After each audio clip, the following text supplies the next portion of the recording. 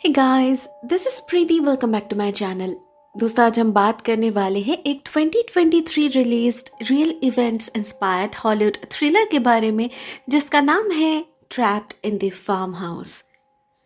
तो इस कहानी की शुरुआत होती है एक वेदर वार्निंग के साथ, जिसमें बार बार साउदर्न टेक्सास के आसपास रहने वाले लोगों को अलर्ट किया जा रहा था आने वाले टॉर्नेडो के बारे में।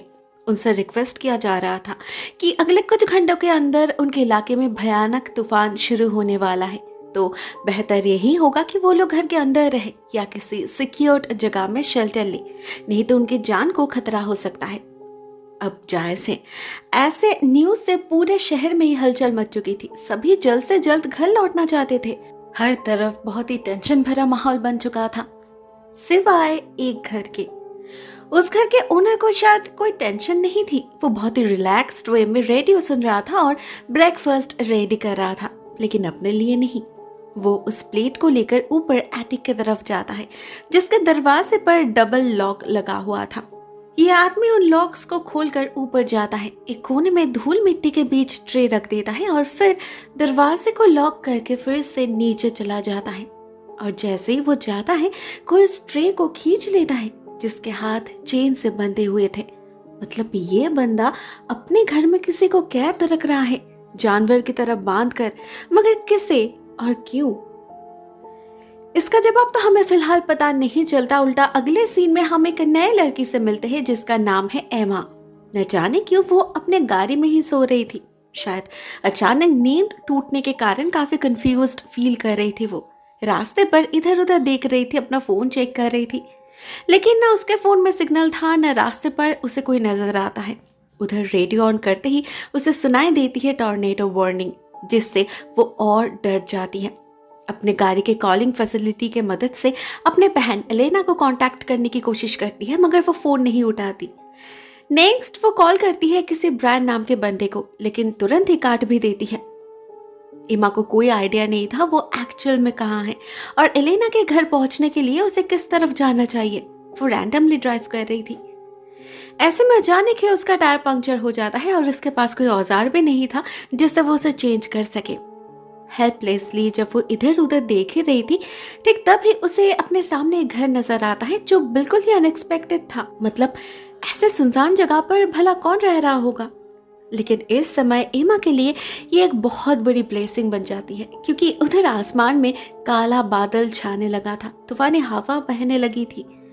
एमा और देर नहीं करती, वो जैसे तैसे अपने गाड़ी को लेकर उस घर तक जा पहुंचती है और दरवाजे पर जोर जोर से दस्तक देने लगती है।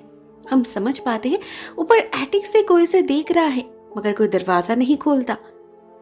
काफी देर तक वहीं पर खड़ी रहती है एमा, और उसके बाद अचानक ही कहीं से एक आदमी आकर उसे लेकर एक बंकर में घुस जाता है। पहले तो एमा हेजिटेट कर रही थी, मगर उसके पास और कोई ऑप्शन भी नहीं था। बाहर रहने का मतलब था मौत। तो वो उस बंदे की बात मान लेती है और जाकर छुप जाती है बंकर के अंदर। वहीं से विटनेस करती है तूफान के भयानक रूप को। लकीली ये तांडव ज्यादा देर नहीं चलता। देखते ही देखते सब शांत पड़ जाता है और दोनों बाहर निकल आते हैं। एमा को पता चलता है इस आदमी का नाम जैक है और वो इस घर का मालिक है। और जब उसे पता चलता है एमा की गाड़ी खराब है, तो वो खुद ही उसकी गाड़ी रिपेयर करने का प्रॉमिस करता है और साथ में उसे कॉफी पीने का ऑफर भी देता है। ऑनेस्टली एमा बहुत ही टायर्ड फील कर रही थी, तो वो और शर्माती नहीं, घर के अंदर जाकर थोड़ा सा फ्रेश होकर कॉफी लेकर बैठ जाती है। साथ में जैक ने थोड़ा बहुत ब्रेकफास्ट भी रेडी किया था, जो एमा के लिए बहुत जरूरी थी। वो सुबह से भूखी थी। दोनों बातचीत करने लगते हैं, जिससे हमें पता चलता है जैक एक विडोवर है। लास्ट ईयर एक एक्सीडेंट में उसकी पत्नी की मौत हो गई और उसकी बेटी काइली अभी फ्लोरिडा में रहती है अपने नानी के पास। कॉफी खत्म होते ही जैक निकल जाता है गाड़ी ठीक करने, तो एमा भी उसके साथ जाने लगती है, मगर जैक उसे रोक देता है। कहता है बाहर कभी भी तूफान आ सकता है, तो वो अंदर रहे वही बेहतर है। एमा को उसका बर्ताव अजीब तो लगता है, लेकिन वो बात को आगे नहीं खींचती। सही तो बोल रहा है वो, बस गाड़ी से उसका फोन लाने के लिए कह देती है, जो हड़बड़ी में उससे वही छूट गया था। जैक के निकल जाते ही वो पूरे घर को ऑब्जर्व करने लगती है।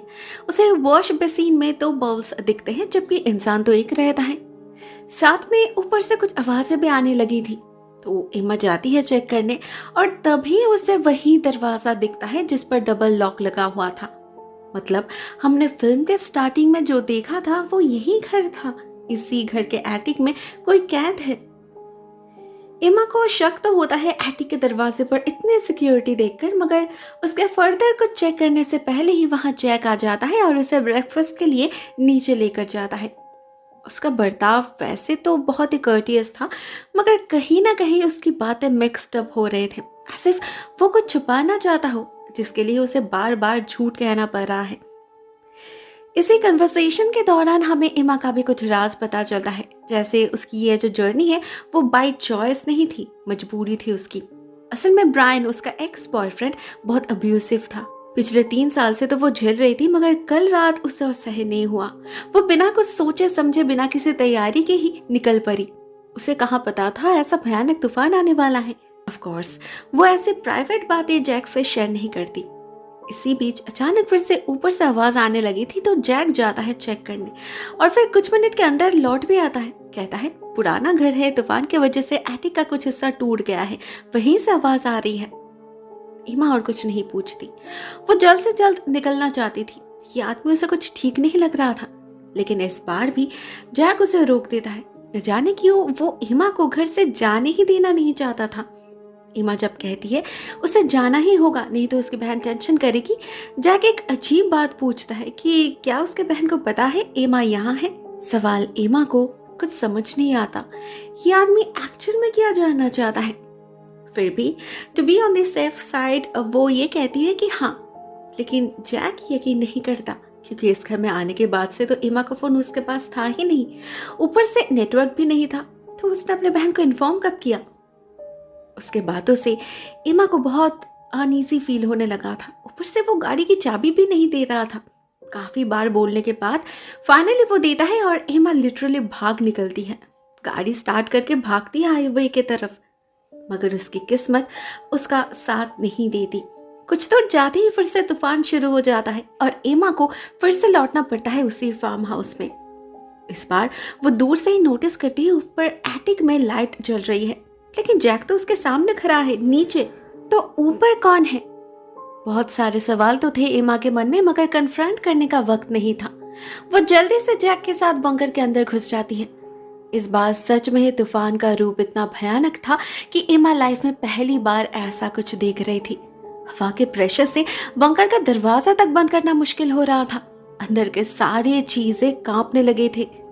डर से तो एमा की हालत ही खराब हो गई थी, बट फॉर्चुनेटली सब कुछ जल्दी लिपट जाता है और एमा भी चैन की सांस ले पाती है। मगर इधर एक दूसरी प्रॉब्लम आ पड़ी थी। जैक दरवाजा खोलना नहीं चाहता था, क्योंकि उसे पता था अगर उसने दरवाजा खोल दिया तो एमा चली जाएगी, जो वो नहीं चाहता था। उसकी इन बातों से एमा श्योर हो जाती है इस आदमी का इरादा गलत है, लेकिन उसके फोर्स करने पर जैक दरवाजा खोलने पर मजबूर हो ही जाता है। मगर उसके घर में बिजली नहीं थी, तो वो एमा से रिक्वेस्ट करता है कि वो एटलीस्ट कुछ देर के लिए रुक जाए, जिससे वो बता सके लाइट्स ऑन हुए हैं या नहीं। इतना कहकर वो निकल जाता है जनरेटर ठीक करने। लेकिन इधर तो एमा का टेंशन बढ़ने लगा था। वो मौका ढूंढ रही थी घर से भागने का। तो जैसे ही जैक उधर बिजी होता है, वो छुपकर अपने गाड़ी के पास जा पहुंचती है। लेकिन उसे पता नहीं था जैक उससे कई ज्यादा शातिर है। उसने पहले ही गैस कर लिया था कि ऐसा कुछ होने वाला है। उसे पता था एमा और उसके पास नहीं रुकेगी, तो वो उसके माथे पर वार करके उसे बेहोश कर देता है और फिर उसे घर ले जाकर बांध देता है एक चेयर से। जब उसका सेंस लौटता है, वो अपने आप को ऐसे कैद देख और जैक के हाथ में बंदूक देख काफी घबरा जाती है। ऊपर से जैक ऐसे प्रिटेंड कर रहा था कि भागने के चक्कर में एमा ने खुद ही अपने आप को चोट पहुंचाई हो। यहाँ पर जैक को यह भी पता चल चुका था कि ब्रायन एमा पर फिजिकली टॉर्चर करता था, तो वो उस बात का फायदा भी उठाता है, ये कहकर कि ब्रायन तो उसे इतनी तकलीफ देता था, फिर भी एमा ने उसके साथ रही कि हाँ, वो तो बस उसकी मदद करना चाहता है, उसे खतरे से बचाने के लिए उसे बांध रखा है, तो इसमें उसकी गलती कहाँ। वो तो इनफैक्ट ये तक कहता है कि उसने एलेना को कॉल करके एमा का सारा व्हेयरअबाउट्स दे दिया है। कितना अच्छा है ना वो। न जाने क्यों जैक खुद को कोई बहुत बड़ा मसीहा समझ रहा था और उसे ये लग रहा था कि सिर्फ वही है जो एमा को प्रोटेक्ट कर सकता है, सिर्फ आज के लिए नहीं बल्कि उसके पूरे जीवन भर। भले ही उसके लिए उसे बंदूक के नोक पर ही क्यों ना रखना पड़े। उसके बाद उसे एमा के लिए ये बिल्कुल क्लियर हो चुका था कि ये इंसान पागल है, मेंटली इल है, इसीलिए उसे बहस करना सही नहीं लगता एमा को। तो वो उससे कहती है कि उसे वॉशरूम जाना है। इससे जैक उसे अनटाई कर देता है और एमा को भागने का मौका मिल जाता है। आते वक्त वो अपना फोन और गाड़ी की चाबी लेना नहीं भूलती। घर से भागकर वो सबसे पहले अपनी गाड़ी स्टार्ट करने की कोशिश करती है, मगर जैक ने उसे ऑलरेडी खराब कर रखा था। तो एमा जाकर वो गैराज में छुप जाती है और फॉर्चुनेटली वहां उसे नेटवर्क भी मिल जाता है, जिससे वो अपने बहन को कॉल कर पाती है। उसे अपनी हालत बताकर पुलिस भेजने के लिए कहती है एमा, मगर अपना एग्जैक्ट लोकेशन ठीक से बता पाए इससे पहले उसका फोन कट जाता है और उधर जैक भी उसे ढूंढ लेता है। फिर से एक बार शुरू होता है चूहे बिल्ली का खेल। ऐसे में एमा को फिर से एटिक में रोशनी नजर आती है, जिससे वो श्योर हो जाती है वहां कोई है। इतने में फिर से एक बार तूफान शुरू हो चुका था। चारों तरफ सायरन बज रही थी, तो एमा को और कहीं भागने का मौका नहीं मिलता। जैक उसे पकड़ के बंकर में ले आता है और फिर से एक बार चेयर से बांध देता है। उसके बाद शुरू होता है उसका लेक्चर। वो अभी ये भी सोचने लगा था कि वो जो कर रहा है वो एमा के भलाई के लिए है। उससे अच्छा प्रोटेक्टर तो उसे कभी मिल ही नहीं सकता। अब उसे ये कौन समझाए कि एमा को किसी प्रोटेक्टर की जरूरत है ही नहीं। इनफैक्ट उसका असली इंटेंशन तो ये था कि एमा को हमेशा अपने पास रखना, अपने पत्नी के रूप में। उसने तो पूरा फ्यूचर प्लान बना लिया था। कायली को कैसे मैनेज करना है, फ्यूचर में उन्हें कैसे रहना है, किसको क्या काम करना है, सब कुछ, जिसे पूरा करने के लिए वो सबसे पहले सारे सबूत को मिटा देता है। एमा का फोन तो उसने पहले ही तोड़ दिया था, तो अभी उसके बाकी सामान इकट्ठा करके उसके गाड़ी में डाल देता है और फिर गाड़ी को घर के पीछे ले जाकर छुपा देता है, ताकि अगर कोई उसे ढूंढते हुए आए भी तो उन्हें कोई ट्रेस ना मिले।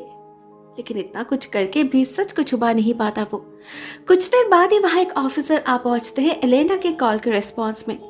पूरे घर की तलाशी लेते हैं तो उन्हें एमा के गाड़ी के टायर मार्क्स मिलते हैं जमीन पर, जिस पर जैक बताता है ये उसके बेटी की गाड़ी है जो फ्लोरिडा गई हुई है, वो भी ड्राइव करके।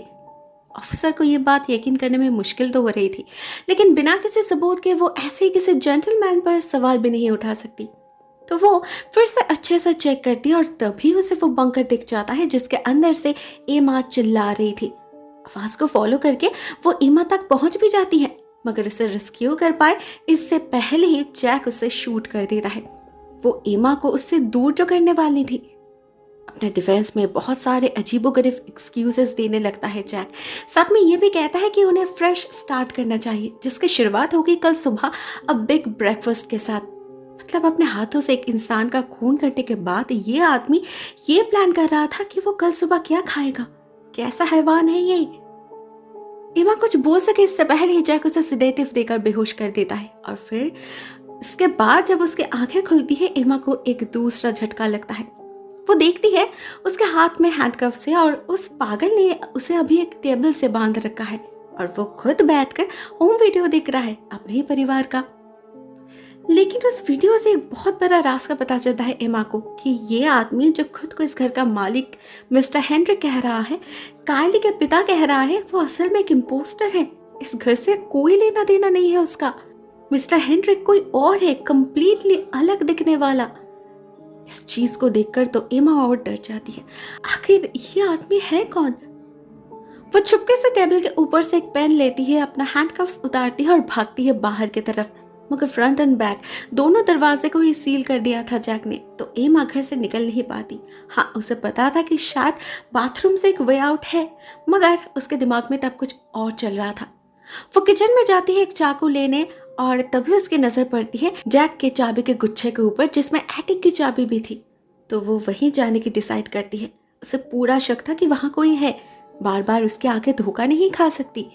तो वो दबे पांव ऊपर जा पहुंचती है, मगर दरवाजे को अनलॉक करने तक जैक को भनक लग जाती है। वो भी ऊपर जा पहुंचता है उसके पीछे पीछे और एमा को रोकने की पूरी कोशिश करता है। किसी भी कीमत पर वो उसे एटिक में घुसने देना नहीं चाहता था, लेकिन एमा भी अपनी पूरी ताकत लगाती है और दरवाजे को अंदर से बंद कर देती है। और फिर जब वो लाइट ऑन करती है, उसका सारा शक यकीन में बदल जाता है जब उसे पता चलता है जैक सुबह से जिस बेटी के बारे में इतना कुछ बोल रहा था, कायली, वो तो यहाँ है, बिल्कुल किसी जानवर की तरह कैद हालत में। उससे एमा को उस पागल के एक और जुर्म के बारे में पता चलता है। साथ में वो ये भी श्योर हो जाती है कि जैक एक साइकोपैथ है, सेवियर कम्प्लेक्स से भुगत रहा है वो। उसे हमेशा यही लगता है कि उसके आसपास जो कुछ गलत हो रहा है बस वही उसे ठीक कर सकता है। सबको उसकी प्रोटेक्शन की जरूरत है। इस परिवार के साथ भी उसने वही किया। काली के पिता के जाने के बाद पिछले कई सालों से सिर्फ वो दोनों ही इस घर में रह रहे थे। कभी कोई प्रॉब्लम नहीं थी। उनके अपने फार्म में काम करके उनका गुजारा हो जाता था आराम से, और जो कुछ जरूरत पड़ती थी वो लोग लोकल ग्रोसरी स्टोर से ऑर्डर कर देते थे। उन्हें तो पता ही नहीं था कि कोई उनके इस परिवार पर नजर रख रहा है। जैक जो उस दुकान में काम करता था वही जनरली उनका सामान डिलीवर करने आता था। कई सालों से ऑब्जर्व कर रहा था वो इस परिवार को, जो उसके अकॉर्डिंग इनकम्प्लीट था। तो एक दिन अचानक ही उसने डिसाइड कर लिया कि इस फैमिली को कंप्लीट करना है उसे। तो डिलीवरी के वक्त कॉल करने के बहाने घुस आया घर में और दोनों को बंदी बना लिया। उसने कोशिश बहुत करी माँ बेटी को समझाने की, मगर काली की माँ उसके बातों से सहमत नहीं थी, इसीलिए उन्हें मरना पड़ा। और काली का ठिकाना हुआ ये एटिक। पिछले कई महीनों से चल रहा ही है सब। बाहरी दुनिया से उनका कभी कोई कांटेक्ट नहीं था, इसीलिए किसने कभी नोटिस नहीं करी। जैक को लगता है काली उसकी बेटी है और वो जो कर रहा है वो उसे प्रोटेक्ट करने के लिए कर रहा है। अभी बस उसे एक पत्नी की जरूरत है अपनी इस मेकशिफ्ट फैमिली को पूरा करने के लिए। उसी की तो कोशिश कर रहा है वो। उस पागल को बाकी सब पागल लगते हैं, मगर उसे ये एहसास नहीं है कि उसका अपना पागलपन हद पार कर चुका है। एमा इसका अंत देखना चाहती थी। उसे पता था अगर आज वो यहाँ से भाग गई तो काली कभी आजाद नहीं हो पाएगी, या तो उस पागल के हाथ या फिर तूफान में मरना पड़ेगा उसे, जो एमा होने नहीं दे सकती थी। इसलिए वो टूल बॉक्स से एक हथौड़ा लेकर काली का हैंडकफ तोड़ने की कोशिश करती है, कि सक्सेसफुल नहीं होती। काली ऑलरेडी कई बार ये सब ट्राई कर चुकी थी, कभी उसे सक्सेस नहीं मिला, इसीलिए उसे भी कोई उम्मीद नहीं थी। मगर एमा हार नहीं मानती। नेक्स्ट वो कटर उठा लेती है और उससे काम बन जाता है। उधर इसी के बीच जैक भी एक चेन सॉ से दरवाजा काट चुका था। तो वो जैसे ही ऊपर आता है एमा उसे चकमा देकर नीचे भाग जाती है। उसे पता था डोर्स लॉक थे, तो वो बाथरूम वाले खिड़की से बाहर निकल जाती है। लेकिन तब तक बाहर फिर से एक बार तूफान शुरू हो चुका था। वो और काली ज्यादा दूर भाग नहीं पाते, उन्हें फिर से बंकर में ही शेल्टर लेना पड़ता है। लेकिन इस बार वो जैक को अपने साथ अंदर आने नहीं देती, जो बाहर उनके पीछे पड़ा था। वो दरवाजा पकड़ के किसी तरह लटकता रह जाता है, चीखते चिल्लाते रह जाता है, और फिर जब कुछ देर बाद तूफान रुकता है उसकी और कोई आवाज सुनाई नहीं देती। मगर एमा और कायली तुरंत बाहर नहीं आते। अपने तसल्ली के लिए कुछ घंटे वहीं बिताते हैं, और फिर जब वो लोग 100% श्योर हो जाते हैं कि उनका खतरा टल चुका है तभी निकलते हैं अपने शेल्टर से। तब तक बाहर सुबह हो चुकी थी। उन्हें अपने आसपास कहीं पर भी जैक का साया नजर नहीं आता।